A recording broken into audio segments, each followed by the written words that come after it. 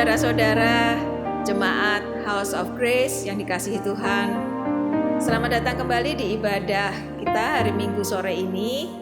Semoga kita semua tetap dalam perlindungan Tuhan, dalam keadaan baik-baik saja. Mari kita siapkan hati kita untuk memulai ibadah kita sore hari ini. Mari kita berdoa. Terima kasih Tuhan Yesus atas pemeliharaan-Mu, atas berkat-berkat-Mu Tuhan. Kalau sore hari ini kami masih boleh beribadah Tuhan bersama-sama, juga bersama keluarga kami ya Tuhan.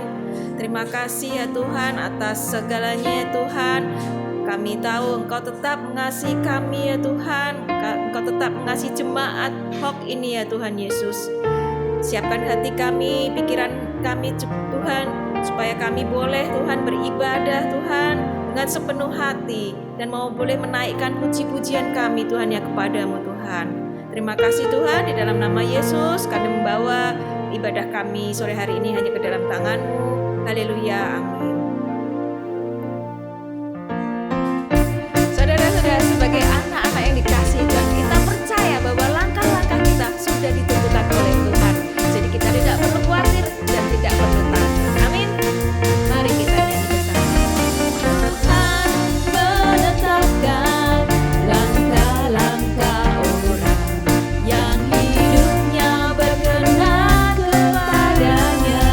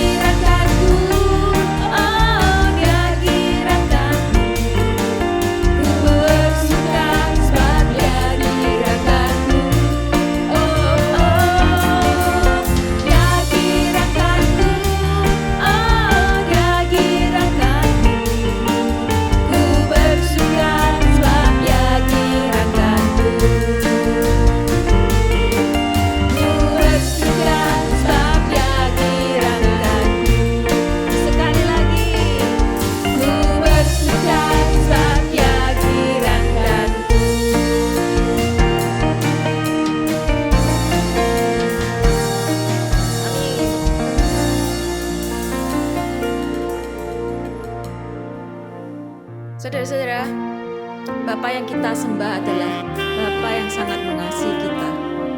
Dia adalah Tuhan, tetapi sekaligus juga Bapa kita. Apakah kita sudah menjalin hubungan yang erat dengan Bapa kita? Mari kita naikkan pujian ini, mengingatkan kita bahwa kasih Tuhan, kasih Bapa kita selalu ada buat hidup kita. Amin.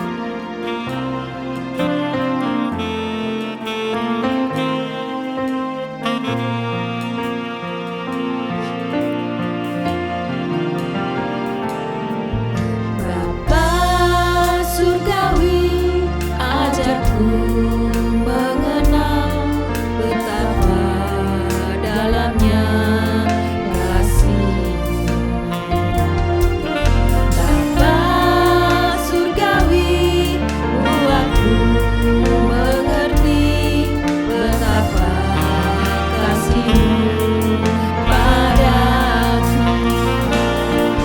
Semua yang terjadi di dalam hidupku, ajarku mengajari Kau selalu sertaku.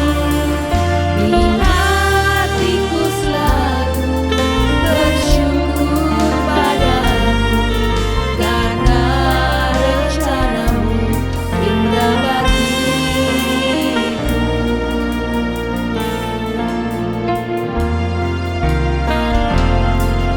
Bapa surgawi, ajarku mengenal betapa dalamnya kasih-Mu. Bapa surgawi, buatku mengerti betapa kasih-Mu padaku.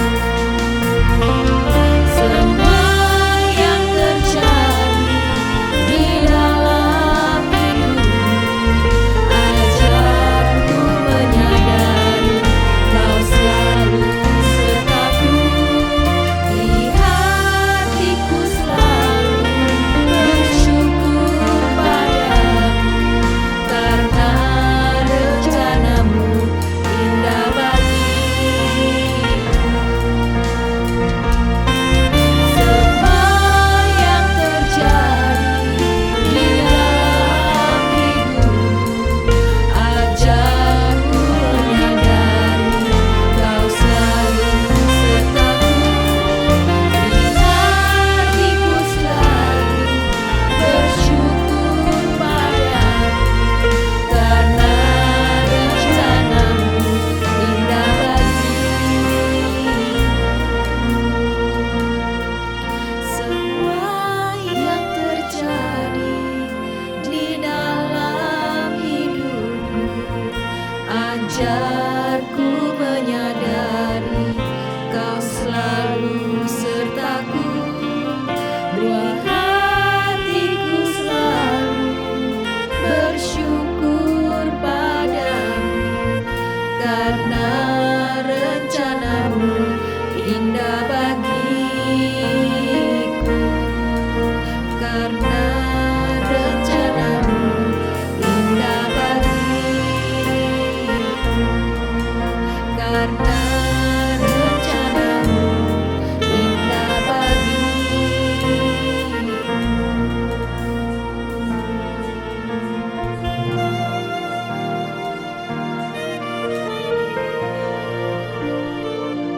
Saudara-saudara, dalam Ibrani 11 ayat 1 berkata, iman adalah dasar dari segala sesuatu yang kita harapkan dan bukti dari segala sesuatu yang tidak kita lihat. Saudara, iman kita mengajarkan, meskipun kita masih belum bisa melihat kenyataan hari ini, tetapi iman kita yang boleh bisa melihat apa yang akan terjadi, karena Tuhan akan selalu mengenapi janji-janji-Nya. Mari kita naikkan pujian ini bersama-sama.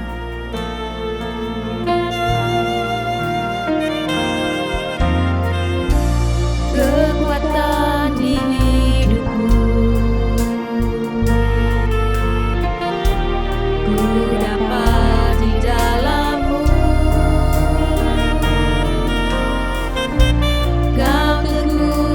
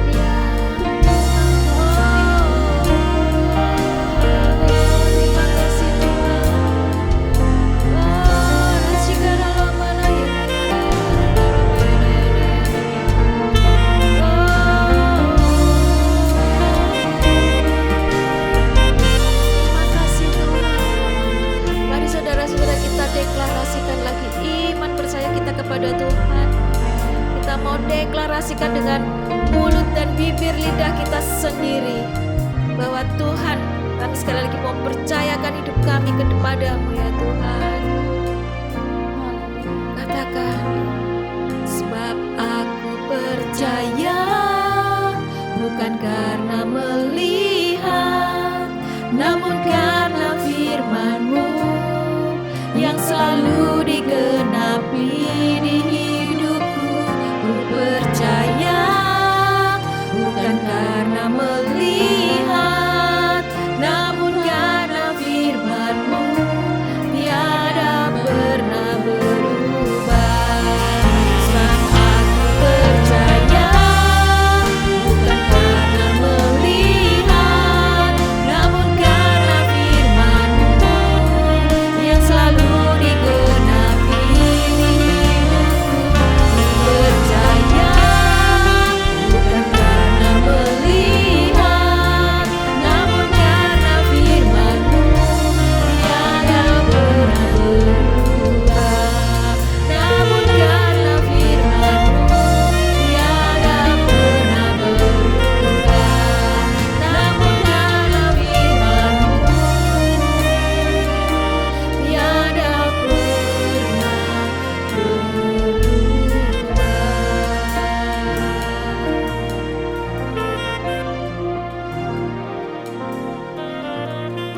Amin. Shalom, saudara-saudara yang dikasih Tuhan. Selamat berjumpa lagi bersama saya di kesempatan pada hari Minggu ini, minggu pertama di bulan Maret. Nggak kerasa ya saudara, kita sudah memasuki bulan Maret. Dan untuk tema di bulan Maret ini ialah saya akan bawa mengenai pertumbuhan rohani. Jadi temanya ialah sepanjang bulan Maret ini saya akan berbicara mengenai pertumbuhan rohani. Nah, pada kesempatan kali ini saya akan memberi judul khotbah saya yaitu tertanam di tempat yang tepat.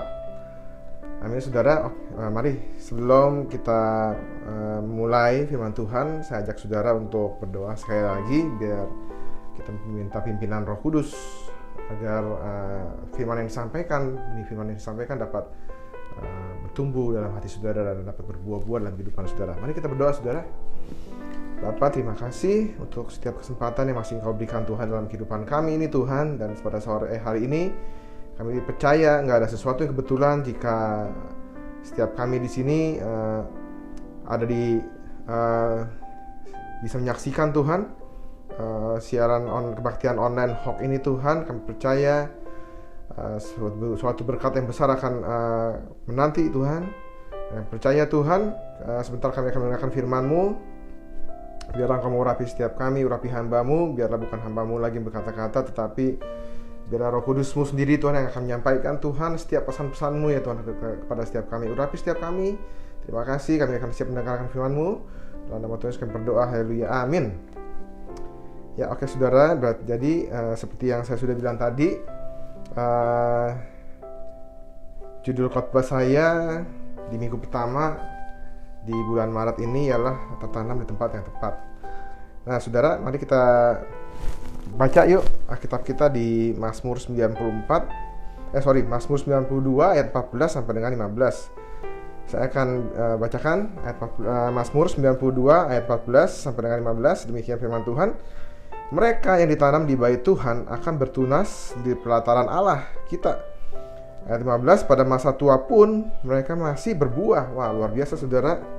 Jadi ayat di atas ini berbicara tidak sedang berbicara mengenai tentang pohon saudara, tetapi tentang kehidupan orang benar saudara, yaitu kehidupan orang-orang Kristen.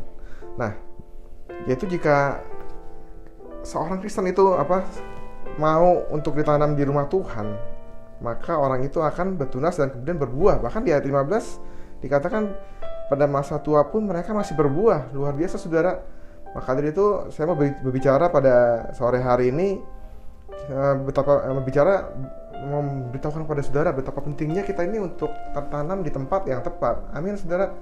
Karena inilah dasarnya bagi setiap orang Kristen untuk pertumbuhan rohani kita. Jadi kalau kita ditanam di tempat yang kurang tepat gitu loh, itu akan berpengaruh pada pertumbuhan rohani saudara dan terhadap buah-buah yang akan saudara hasilkan. Amin, saudara.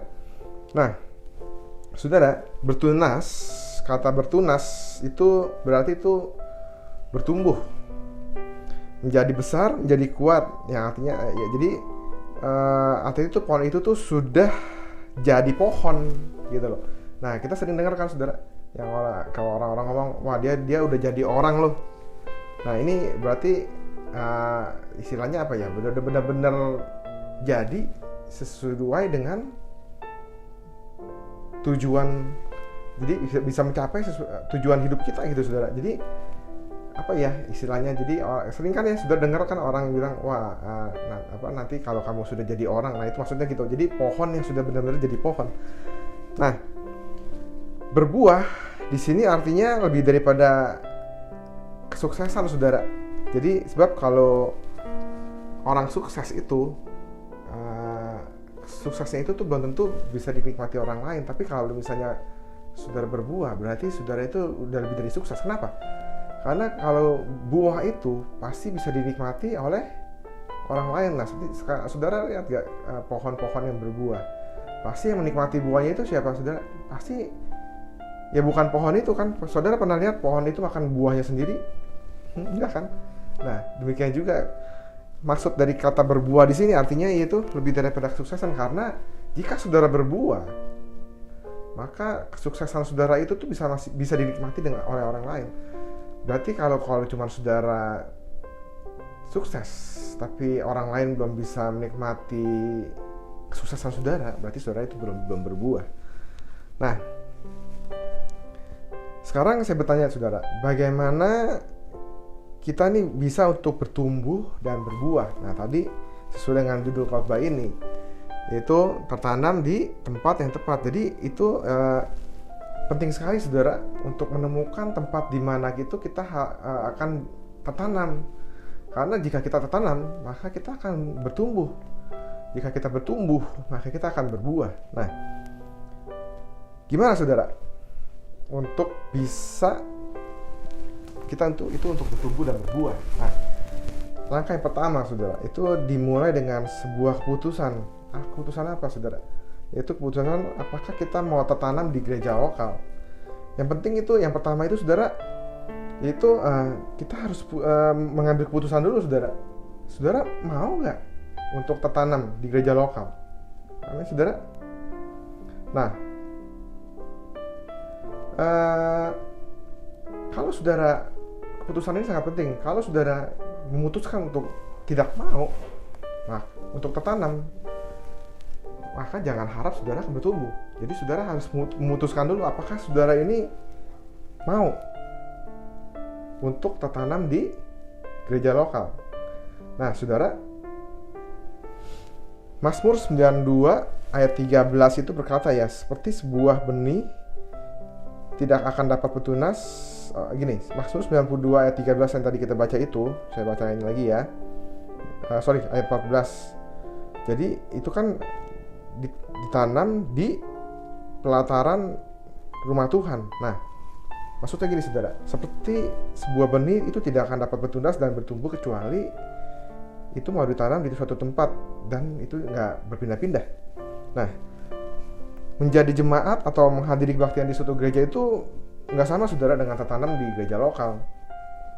Nah, tertanam itu artinya saudara itu memiliki connection, memiliki hubungan, memiliki kontribusi dengan sebuah gereja lokal itu dan menjadi bagian penting dari hidup kita. Jadi kita tuh menjadi bagian dari gereja lokal itu. Saudara bisa memiliki koneksi, interaksi dengan orang-orang di dalamnya, dengan orang-orang dan dengan ya para pengurus, dengan para pastor di dalamnya.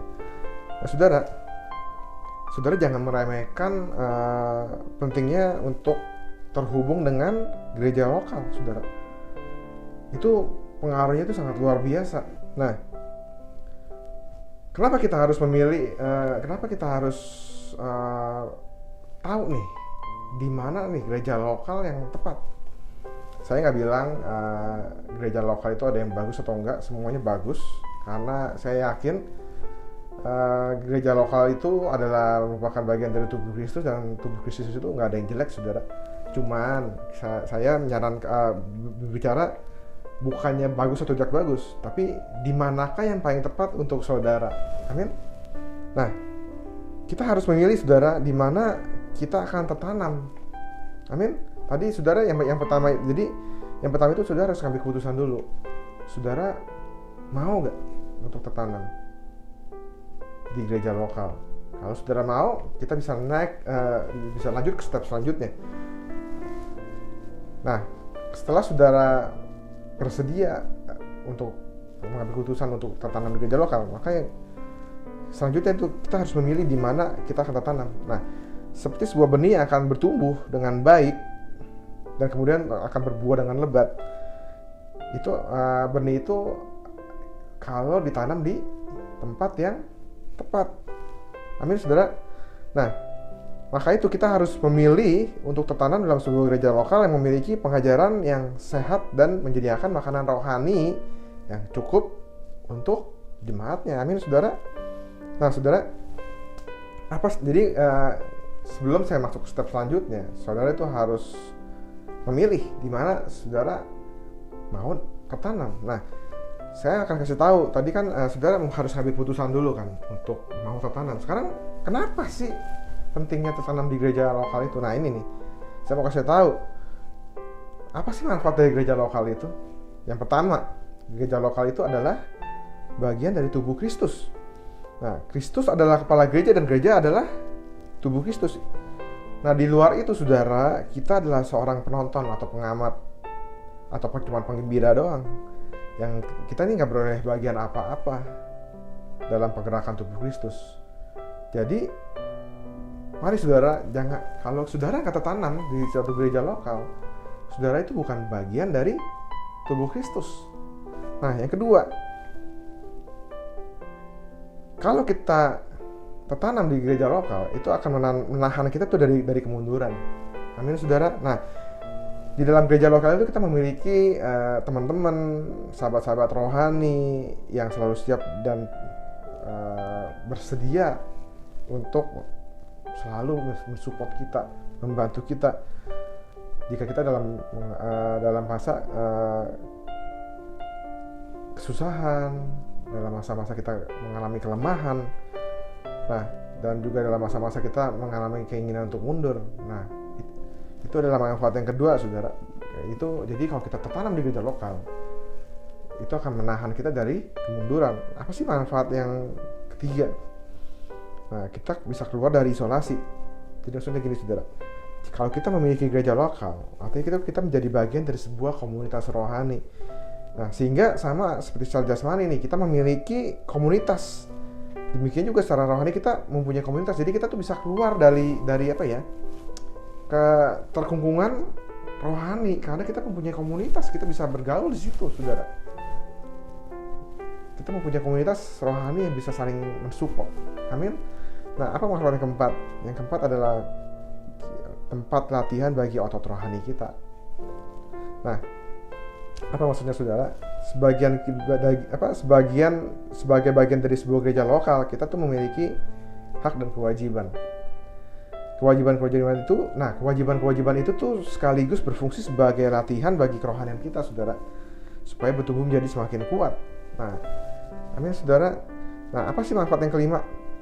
Nah, untuk manfaat gereja lokal yang kelima, itu sebagai identitas kekristenan kita. Jadi menjadi orang Kristen tanpa mempunyai gereja lokal, saudara, itu sama sih buruknya seperti kita tidak memiliki kewarganegaraan atau menjadi warga negara yang nggak mempunyai KTP. Iya, saudara, benar. Jadi ibaratnya gereja lokal itu tuh adalah sebagai identitas kita loh. Maka dari itu semua gereja-gereja sekarang dimanapun, saya rasa kalau yang database-nya bagus, ya pasti mempunyai itu, kayak kartu keluarga jemaat, ada kakaknya lu, saudara, kartu keluarga jemaat, mungkin ada kartu anggota jemaat, ya itu semua bagus, saudara.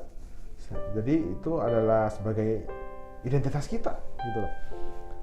Nah, saudara, setiap orang Kristen tuh harus menemukan sebuah gereja lokal di mana dia harus dapat merasa bahwa gereja itu adalah bagian penting dari hidupnya. Dan dia dapat menjadi bagian penting dari gereja lokalnya. Jadi saudara tuh harus bisa menemukan gereja seperti itu. Jadi saudara harus bisa merasakan kita ini adalah bagian dari gereja lokal itu, dan gereja lokal itu adalah bagian dari kita. Jika saudara bisa menemukan gereja yang seperti itu, berarti itu 90% ya itu adalah gereja yang tepat untuk saudara bisa bertumbuh. Nah,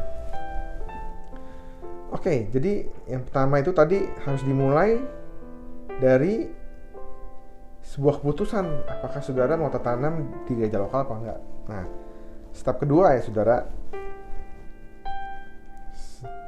saudara harus bisa menemukan itu habitat yang baik yang tadi saya bilang. Saudara harus bisa memilih di mana saudara mau tertanam. Nah, sebuah pohon yang bertunas dengan baik dan berbuah dengan lebat itu kalau ditanam di habitat yang baik, itu yang baik itu maksudnya yang cocok gitu ya, dia tuh pasti akan bisa berbuah dengan baik. Untuk tanaman nih hal ini berbicara mengenai curah hujan yang tepat, suhu udara yang tepat, banyaknya sinar matahari yang tepat, dan beberapa faktor lain. Nah, itu untuk konteks tanaman. Kalau kita berbicara habitat yang tepat untuk tanaman, itu yang tadi saya bilang. Nah, kalau kita berbicara dalam konteks pertumbuhan rohani seseorang, maka habitat itu berbicara tentang nilai-nilai dan budaya yang dibangun di gereja lokal tersebut. Nah, habitat juga berbicara tentang apakah gereja lokal itu memiliki pathway yang jelas untuk pertumbuhan kedewasaan rohani jemaatnya. Lingkungan dengan budaya yang sehat, saudara, itu dibangun di atas nilai yang baik. Itu akan membawa seseorang mengalami pertumbuhan yang pesat, mengalami pertumbuhan rohani. Karena seseorang yang ada di tempat yang tepat itu, dia tuh nggak bakal berjuang sendiri, tetapi ada teman-teman yang membangun hidup di atas nilai-nilai yang sama. Nah, dengan kata lain, kita ini harus memilih atau menemukan gereja lokal dengan budaya yang sehat dan strategi yang jelas untuk kita tuh mengalami pertumbuhan rohani menuju kedewasaan. Amin. Amin, saudara. Nah, apa sih kriteria gereja lokal yang sehat itu, saudara? Ini ada beberapa sih yang saya rangkum ya, saudara ya. Yang pertama, itu gereja lokal yang sehat itu mempunyai pengajaran yang sehat. Jika saudara membaca ayat itu ada di Efesus 2 ayat 20. Ya, harus benar-benar berdasarkan firman Tuhan. Yang kedua, adanya penata layanan yang baik. Ada di Efesus 4 ayat 11 sampai dengan 16. Jadi liturginya itu tertata dengan baik. Jadi waktu mengadakan servis, mengadakan kebaktian itu nggak sembarangan, nggak asal jadi, tapi benar-benar ditata, dipersiapkan dan diatur dengan baik. Oke, yang ketiga, saudara, adanya pelayanan penginjilan. Itu ada di Kisah Rasul 8 ayat 4. Gereja yang sehat itu harus ada pelayanan penginjilan, saudara. Karena kalau enggak, gimana gereja itu dapat menjangkau jiwa-jiwa? Bagaimana dapat menjangkau jiwa-jiwa baru? Bagaimana dia dapat bertumbuh secara kuantitas? Bagaimana dia dapat menjalankan amanat agung Tuhan Yesus, yaitu untuk menyebarkan Injil ke seluruh dunia. Amin, saudara.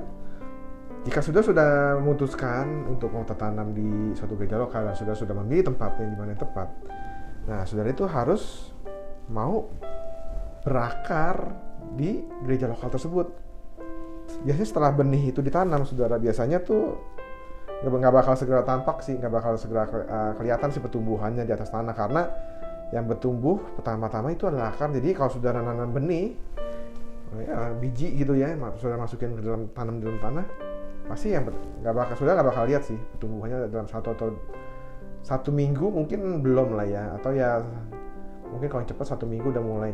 Tapi pertama-tama saudara nggak bakal lihat apa-apa, karena sebenarnya yang pertama-tama tumbuh itu tuh bukannya batangnya dulu, tapi itu akarnya dulu yang tumbuh. Akarnya akan tumbuh dan akan menyebar ke dalam tanah itu. Nah, akar itu berguna untuk menyerap makanan bagi tanaman, bagi biji itu, sehingga tuh biji itu bisa bertumbuh.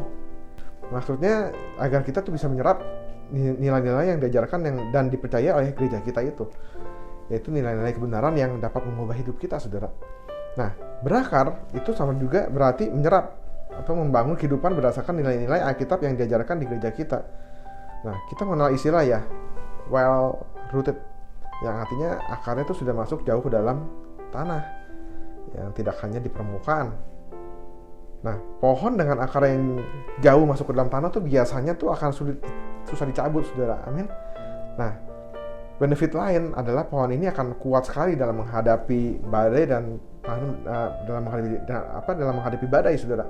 Dan akan tahan juga menghadapi kemarau karena akarnya sangat jauh masuk ke dalam tanah. Dia sudah berakar, gitu loh. Benih itu sudah berakar, sudah menjadi pohon dan sudah ada akarnya. Nah, penting, saudara, untuk setiap orang Kristen itu juga well rooted, jadi berakar di gereja lokalnya. Nah, apa sih tandanya sih yang kalau kita tuh sudah berakar di gereja lokal kita? Tandanya sih yang paling gampang yaitu adalah nggak sering pindah-pindah gereja, saudara. Nggak sering berpindah gereja. Nah, dua hal ini nih yang menyebabkan saudara ini bisa berakar di dalam gereja lokal saudara. Jadi yang pertama, saudara itu harus memiliki komunitas di gereja lokal.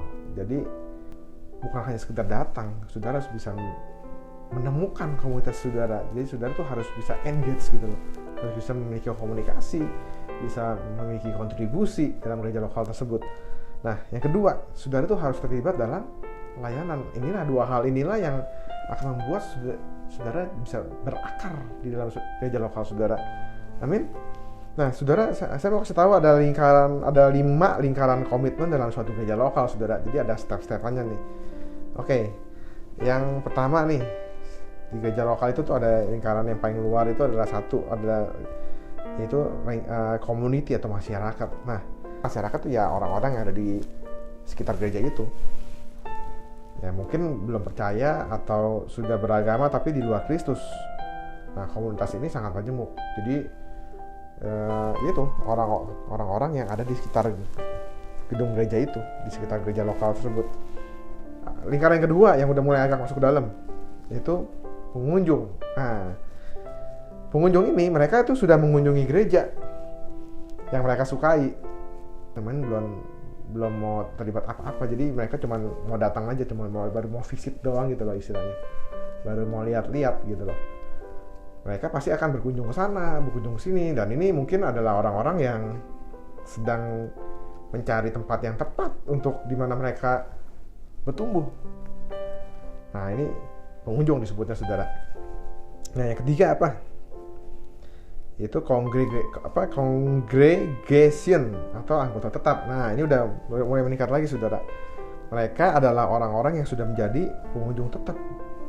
Nah, yang keempat nih, itu adalah committed atau jemaat yang bertumbuh. Nah, apa nih jemaat yang bertumbuh? Yaitu orang-orang yang setelah berkomitmen untuk menjadi jemaat tetap, lalu bertekad untuk terus bertumbuh dengan mengikuti berbagai program pembinaan dalam gereja lokal. Jadi udah datang terus, datang. Nah, ambil komitmen, mulai ambil pelayanan, ikut join pelayanan apa aja, gitu loh. Jadi udah lebih lagi ya tingkatannya ya, saudara. Sudah mau ambil bagian dan mengikuti program-program yang ada di gereja, udah mau mengikuti komsel, udah mau mengikuti training musik atau singer atau PL, udah mau mengikuti ya semuanya kegiatan diikuti lah, ambil bagian dalam komsel, dalam pelayanan di komsel. Nah, ini yang kelima nih, yaitu yang paling dalam nih. Nah, yang kelima ialah core atau pelayan jemaat. Nah, ini udah levelnya udah pelayan nih, saudara. Yaitu jemaat tetap yang sudah bertumbuh dalam kedewasaan rohaninya, berkomitmen untuk melayani Tuhan dalam lingkungan gereja lokalnya. Jadi ini sudah pelayan. Nah, saudara ada di level yang mana nih, saudara? Apakah saudara rindu bahwa diri saudara itu bisa bertumbuh dan menghasilkan buah? Saudara harus mulai decide nih, harus mulai menetapkan saudara mau di level yang mana nih. Ada 5 lingkaran komitmen yang tadi saya bilang tadi, ada 5 nih. Saudara cuma mau jadi di level masyarakat sekitar atau di level hanya pengunjung saja, atau di level anggota tetap, datang tetap tapi belum mau ikut dalam pelayanan, atau saudara sudah menjadi jemaat yang bertumbuh, atau saudara sudah menjadi pelayan jemaat. Nah, saudara rindu untuk setiap jemaat HOK ini adalah jemaat yang mau bertumbuh, jadi yang nggak stuck dalam suatu level saja. Jadi jika saya mengharapkan sekali saudara dapat terus naik level saudara, jadi bukan hanya dalam level pengunjung saja, tapi saudara bisa juga bisa untuk menjadi pelayan. Itulah yang saya rindukan saudara. Nah saudara, apa sih pelajaran yang kita dapat dalam minggu ini, dalam firman Tuhan tadi? Nah ini pelajaran yang dapat kita petik adalah bahwa sebenarnya benih itu tuh nggak perlu berjuang untuk bertumbuh. Yang penting adalah benih itu tertanam di tanah yang bagus, yang tepat, memiliki akar yang masuk jauh ke dalam tanah dan hidup dalam habitat yang tepat, maka pertumbuhan akan menjadi suatu yang natural dan mudah. Amin saudara. Jadi benih itu tuh nature-nya itu tuh dia nggak usah berjuang susah-susah sih untuk bertumbuh gitu loh. Sama juga dengan saudara. Saudara ini sebagai anak Tuhan sebenarnya emang sudah ditakdirkan untuk bertumbuh gitu loh. Saudara nggak usah susah-susah untuk bertumbuh, tapi syaratnya itu loh saudara. Saudara tuh harus tertanam, berakar, dan tertanamnya itu di tempat yang habitat yang tepat. Maka itu akan membuat saudara akan pertumbuhan rohani saudara itu akan bertumbuh dengan pesat. Amin.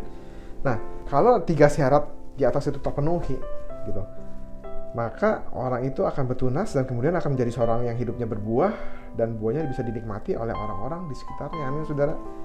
Nah, setiap orang Kristen yang mau tertanam dan berakar dalam gereja lokalnya, maka pertumbuhan rohani menjadi suatu yang otomatis terjadi saudara, sehingga hidupnya bisa berbuah untuk orang-orang lain di sekitarnya. Amin saudara. Saudara rindu untuk berbuah seperti yang tadi saya katakan di awal. Berbuah itu pengertiannya itu ya lebih daripada sukses saudara. Karena apa? Karena jika saudara berbuah, maka tuh buah saudara itu bisa dinikmati oleh orang-orang di sekitar saudara. Kalau saudara cuma sukses, mungkin yang nikmati cuma saudara doang. Amin. Saudara rindu mau berbuah? Amin saudara. Oke, firman Tuhan saya nggak panjangkan, firman Tuhan sampai di sini, dan saya berharap sebagai jemaat HOK saudara dapat tertanam di tempat yang tepat, sehingga rohani saudara dapat bertumbuh dengan pesat dan dapat menghasilkan buah. Amin saudara. Firman Tuhan selesai sampai di sini. Mari saya ajak saudara untuk bangkit berdiri. Kita akan berdoa sebelum kita akan melakukan perjamuan kudus. Ini adalah minggu yang pertama. Mari kita berdoa untuk mengakhiri firman Tuhan. Bapa, terima kasih, Kau begitu baik.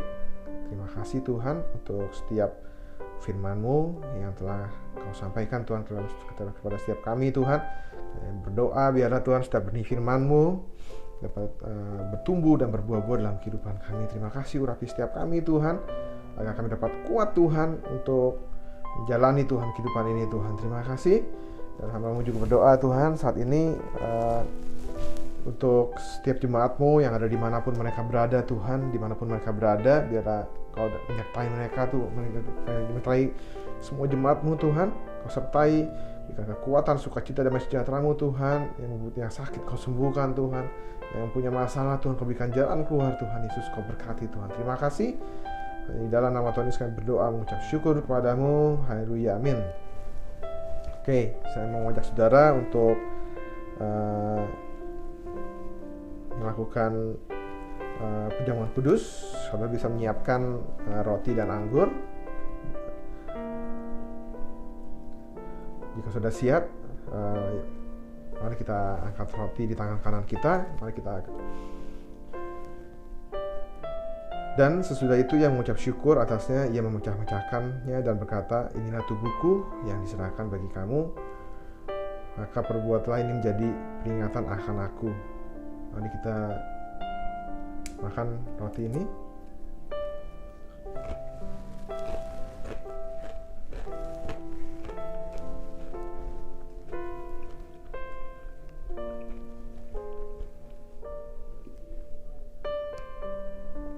Mari kita angkat cawan di tangan kanan kita.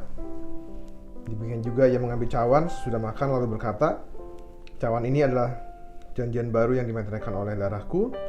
Perbuatlah ini setiap kali kamu minumnya menjadi peringatan akan aku. Mari kita minum anggur.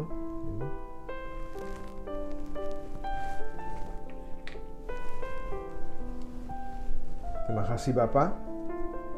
Mengucap syukur Tuhan untuk tubuhmu dan darahmu Tuhan.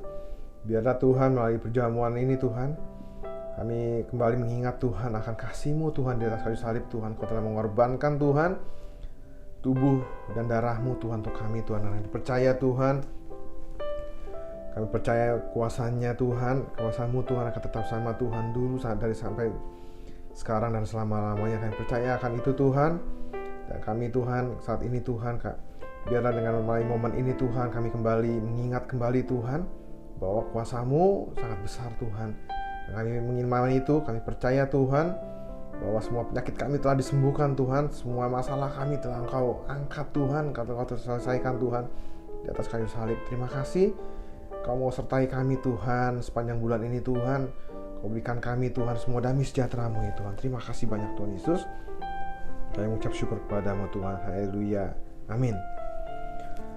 Oke, terima kasih saudara untuk waktunya. Terima kasih. Kita akan selesai. Mari saya ajak saudara untuk berdoa sekali lagi untuk menerima berkat Tuhan. Mari kita bangkit berdiri. Mari kita angkat tangan kita untuk menerima berkat Tuhan.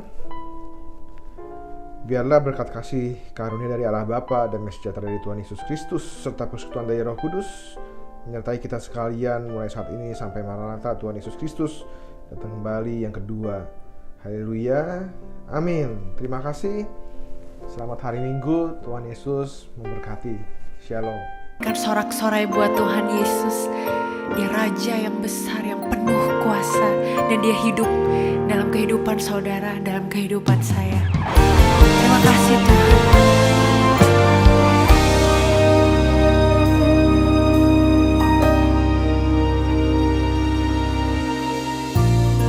Segala kuasa yang ada di atas langit, yang ada di bawah bumi, bertekuk lutut dalam satu nama, nama Yesus. Amin. Yesus, Kau sungguh berkuasa. Tak ada yang mustahil bagimu.